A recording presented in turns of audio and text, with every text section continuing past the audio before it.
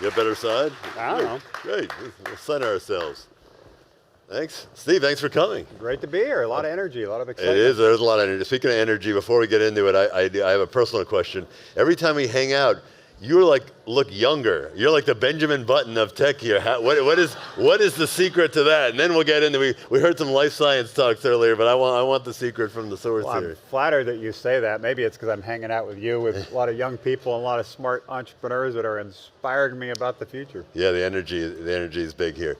All right, so I appreciate you coming. When I reached out, there was a purpose to it because it feels like we're at this moment here where AI has gone from a concept to now it's actualizing.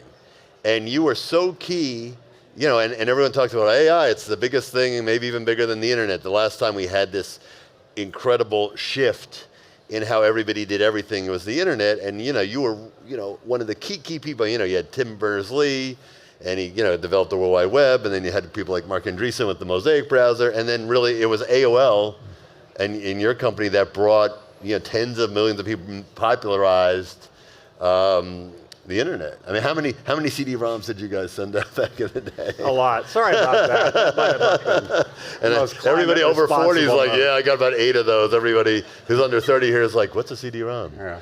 But there were a lot. AOL, if you were around in the 90s, it was AOL really that was bringing you onto the internet. So with that perspective, what do you see? First question would be, what do you see as the similarities and differences right now about this moment here and when kind of that mid-90s, mid to late 90s where you really saw everything go nuts with the internet? Well, I think one similarity is it's been developing the technologies, in this case AI or the internet, for decades, and then hit a acceleration point. So 75 years of investment, including here at MIT around AI. It's really the last 18 months where things have really accelerated because obviously the overnight success of ChatGPT, which was 75 years in the making, and that really created momentum and excitement with entrepreneurs and investors and the general public, and attention from, I was yesterday meeting with some senators in DC around what to do around AI policy and so forth. So it went from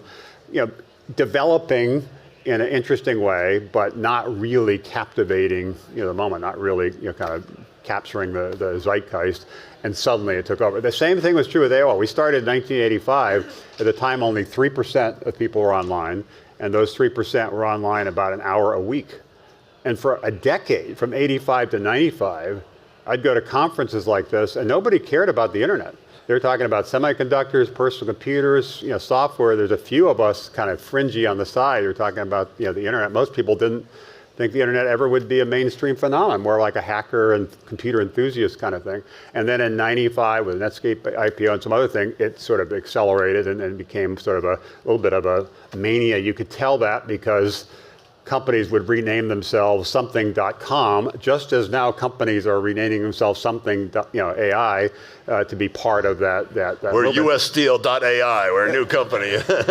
So, but at the same time, there's tremendous excitement. People do recognize the absolute potential of the technology, how it can transform business, transform society, improve healthcare, all the things that you're all aware of. But there also is a concern, a fear about some of the unintended consequences. In the case of the internet, because it grew so slowly, there was sort of a sense of let's kind of a light touch of regulation, let's kind of leave it alone. Here there's a sense that it needs more than that, not too much, because there's obviously a concern if you have too much regulation, it stifles innovation, but nothing is not likely to be the case, whether it be in this country or other countries. So it just shows you it's arrived, it's hit its moment. Nobody knows exactly what's going to happen. It reminds me of a song that most people in this room are too young to know, a Buffalo Springfield song. Something's happening here. What it is not exactly clear, and that people are trying to figure it out and try to maximize the benefits while also kind of hedging, minimizing some of the potential risks. That makes sense. What was the year that you saw the tipping point with AOL? It was 95. We went from two statistics I remember. I mentioned the initial usage when we got started. The other was we raised $1 million to get started. $1 million? In 1985, and then and we went public in 1992. It was the first internet company to go public, and in our IPO we raised $10 million. And the market value that day was $70 million. And then 5 years later, it was $160 billion. So we'd been at it for a while. It was still growing slowly, and suddenly it really accelerated. The other data point is it took us 9 years to go from 0 to 1 million subscribers. And a couple of years later, we're adding 1 million subscribers every month. And so it was a classic hockey stick that venture capitalists never believe appropriately, because it almost never happens. But in that case, it really did happen. So based on that experience, when do you think we'll see that? Are we there now? Is it 18 months from now, 12 months? Like, again, you're looking at a lot of startups, so you're both your history and your field vision here. When do you think we're going to see that mass kind of acceptance and acceleration? Well, I think we're seeing the massive interest in acceleration and the creation of new companies and a lot more venture capital going into the sector. So that bodes well for what's going to happen in this next phase. But what these things typically follow, and maybe this is a little different, but typically, including with the internet, there's this initial phase of people are working hard on it, but nobody's really paying attention. Then it moves into a phase where everybody's paying attention. It's a little bit too much hype, a little bit too much mania. Then it moves into a phase where it's kind of like a correction, a little bit disappointment. 2000, for example, a lot of the dot-com companies went public. A lot of them ended up going bankrupt, and it was sort of viewed as this internet nuclear winter. And the ones that survived then were able to accelerate, the Googles, the Facebooks, et cetera, and really become kind of significant, iconic kind of companies. So we clearly moved from that first phase where people were working hard on the research here at MIT and other places, but it wasn't really getting significant traction in the marketplace, and now we're in that phase where there is a lot of attention, and hopefully we'll figure out a way to move to the next phase in a way that is not quite as disruptive as it was with the dot-com side, where over, like 90% of the companies kind of ended up going bankrupt. Well, one major difference. Who here is kind of a startup entrepreneur doing their own thing? Okay, about half. How many are working for like a Google, Microsoft, one of the big guys? All right, so we got the entrepreneurs. Oh, I like that. Steve's room. Steve, this is your room. These are your people. Small tech, not big tech. That's right. So small tech versus big tech. It's a great point, which is maybe one difference though between kind of the 1990s and the internet and today is that because of large language models, obviously it's more of a top down. You need massive scale and size and money to start developing it, where you were able to kind of ground up. And now there's a lot of top-down. So how do we make sure that it's not just a three-player field, and that you've been one of the great evangelists for the reason things work and the way we stay ahead is because of the entrepreneurs, not because of big tech. But there's a risk that this becomes a big tech play. No, there's a big risk of it, and I do worry that AI, because of sort of as you said, the sort of the table stakes and the need for data and so forth, could result in big tech getting bigger. And you've seen that in the market. There's some companies that have increased $1 trillion in market cap in the last couple of years based on the presumption they're going to dominate this next wave in terms of internet. These are great companies, and they're important companies, particularly in what's now a global battle with China and others around the future. But we can't let this just be around the big getting bigger. We need to make sure the playing field's level, so entrepreneurs with less capital and also in places outside of Boston or outside of San Francisco or all around the country have the opportunity to to participate as well. And that is one of the things that I've been pushing hard for, including in Washington. I testified at the last Senate AI Summit, and my main message was this, which is we need to make sure that as you think about guardrails, you think about rules of the road, you err on the side of allowing new companies to start and scale, and don't do things that end up entrenching some of the incumbents, regulatory capture issues. And one key part of that is there's a big debate now in Washington, Brussels, other places about open source. And there is a concern, which is understandable, that open source results in losing control over the technology, and some bad things, national security risks, other things could happen. And that is a fair concern. But we have to have open source if we're going to make sure that this really is an open platform, a level playing field, and new companies, including some of those hopefully in this room, are able to launch and scale and become the next Google. And the lesson going back to the internet was when we got started, the only reason America dominated the internet is because the defense agency, a government agency, DARPA, funded the creation of the internet to create essentially a network that would withstand a nuclear attack, number one. Number two, a judicial decision was made to break up Ma Bell, the dominant, the only monopoly phone company, to create 7 regional Bell companies. That unleashed competition, and that's why the cost of being on the internet went from $10 an hour to nothing because of that competition. So that was a key decision. Another key decision was to essentially commercialize the internet. We started in '85. It was still illegal for consumers or businesses to be on the internet. Right. It was for educational institutions like MIT or government agencies, not for consumers or businesses. Congress passed the Telecom bill to commercialize the internet. And the final one, and the most important relative to this conversation, is the FCC mandated open access. So they said, we're not going to just create all these different phone companies, we're going to require that those phone companies allow others like AOL to run on their networks.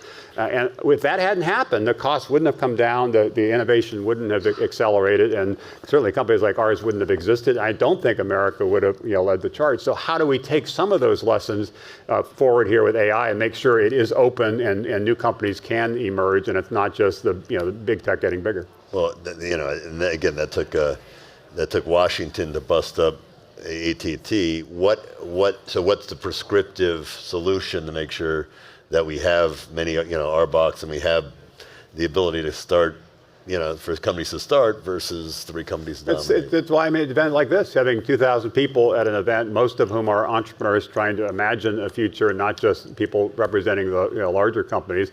We've got to lean into that and be backing this next generation of entrepreneurs. In terms of antitrust, it's a bigger, kind of conversation, and it is being considered now with the FTC and others being much more aggressive on antitrust issues. It is going to be harder. It already is harder for big companies to buy other big companies. There's more scrutiny, so that's slowing some of that, which is not all bad. At the same time, we don't want to move too far in that direction where it ends up kind of stifling some potential innovation, stifling a path for young companies in some cases should be acquired by the larger companies. So we want to go too far in that direction, but I do think we need to err on the side of making sure AI is open to all, err on the side of making sure the leaders in AI 20 years from now are new companies, new entrepreneurs that didn't exist. And just as with the leaders of the internet today are companies that did not exist. It was not AT&T that dominated that. It was not IBM that dominated. IBM spent $1 billion with IBM, Sears, and CBS to launch an online venture 25 years ago called Prodigy. $1 billion.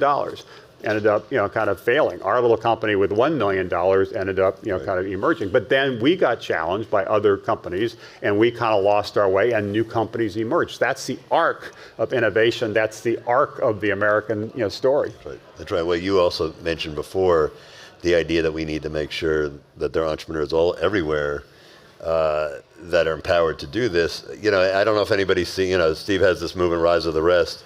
I don't know if anybody's ever seen the Rise of the Rest tour. Steve travels around, or has traveled around over the years in an RV, and he pulls into towns like Cincinnati or Topeka or wherever, and go Cincy, and it's like Drake getting on the concert tour. He comes out, and all the entrepreneurs. It's not quite that.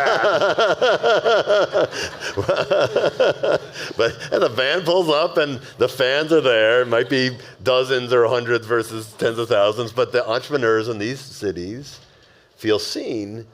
And I've been hearing a lot, even walking around today, about the necessity to make sure that AI is inclusive, and that's absolutely right. But there needs to be geographic inclusivity, right? So the issue there, we launched Rise of the Rest 10 years ago, actually in Detroit, a city that we then did Forbes 30 under 30 conferences for a number of years, and we'll be going back to celebrate that in a couple of months, and Pittsburgh and others, which are the cities, by the way, that 100 years ago were the Silicon Valley of the time. Sure. Detroit was the most innovative city in America, fastest growing city in America, 5th largest city in America, because everybody wanted to be part of the car revolution. Pittsburgh was powering the steel industry and the industrial revolution. It was really rocking and rolling. And so these cities had great histories, but there was some risk about not having great futures. And the progress in the last decade has been great. There's 1,400 new venture firms in these Rise of the Rest cities. Through our own Rise of the Rest seed fund, have made 200 investments in 100 different cities, and one of them actually, a company called Prion in North Carolina. Igor, the founder, will be speaking in a session, one of the next sessions. He was the original founder of the technology that Amazon acquired to create Alexa, and he's in North Carolina building Prion. We backed a company called Tempest in Chicago. Now it's 2,000 employees focused on using AI initially on oncology, so there can be a better diagnosis, a more precise intervention. We founded a company in Baltimore called Catalyte using AI to identify potential people have that has shifted some people that were truck drivers to now being, coders.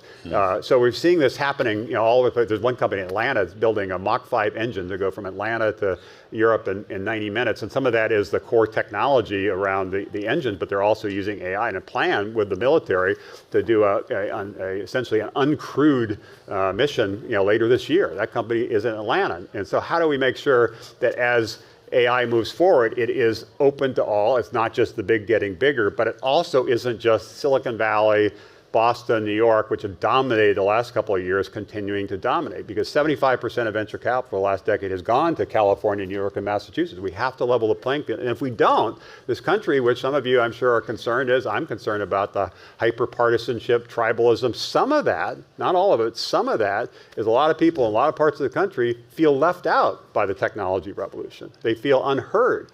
They feel that the innovations happening in places like Cambridge are ending up creating job loss in their community, and we're not offsetting that by launching new companies that can create jobs for those communities. They're mad, and that's playing out in politics, and the biggest risk to America, I think, is in an internal risk. China is a competitive risk, but an internal risk of the dysfunction and the hyper-partisanship. So how do we create more opportunity for more people in more places so more people wake up in the morning anxious, happy and enthusiastic about the future, not anxious and fearful about the future. And we're unique in coming in this morning and saying, oh, this is all possible. Most people in most parts of the country, trust me, I've been there, I've seen this, do not have that enthusiasm, do not have that optimism, and we have to create more jobs for more people in more places, and startups create most of the jobs. It's not small business, it's not big business, it's new business, companies under 5 years old. So we've got to do that if we're going to have a united country, as well as doing that if we're going to win and continue to be the most innovative entrepreneurial nation in the world, which is a risk given what's happening globally. We've got to do that in a more inclusive way. That's right. How do we, it's a catch-22 because the money goes to where the talent goes to where the money is, and there's this, perception, a lot of it's true, a lot of it's not, that Silicon Valley's got a majority of the AI talent, Boston's got a smaller but decent percentage, some in New York, but really, those are the markets. So how do we solve the talent issue in places like Detroit or Pittsburgh or Atlanta? Well, first of all, the talent has always been there. If you go to Silicon Valley, I was actually speaking at a conference, it wasn't Forbes, it was TechCrunch conference 5 or 6 years ago. There were, 2,000 or 3,000 people in the room. I asked for a show of hands, how many people grew up in the Bay Area? And it was like 5%. Everybody in Silicon Valley is from someplace else. They go there because that is the land of opportunity, because the capital, other people there, an ecosystem of supporting risk-taking and so forth. But they grew up in other parts of the country. They went to school in other parts of the country. And some of our best universities, MIT is wonderful, Carnegie Mellon in Pittsburgh is wonderful, Michigan and Ann Arbor is wonderful, Ohio State and Columbus is wonderful, Georgia Tech in Atlanta is wonderful. But when they've graduated historically, and it started to change in the last decade, historically they've left those places to go to the coast because that's where the action was. That's where the money was. And so if we reverse that and people have the flexibility to build companies wherever they choose to build companies, and the pandemic has been a little bit helpful there in terms of freeing up some flexibility around how people work and where they work and so forth. And we merge that with, or blend that with capital so people can access capital and get started. That creates opportunity in those places. The last point is right now the focus tends to be on the horizontal platform AI applications, which obviously is really important.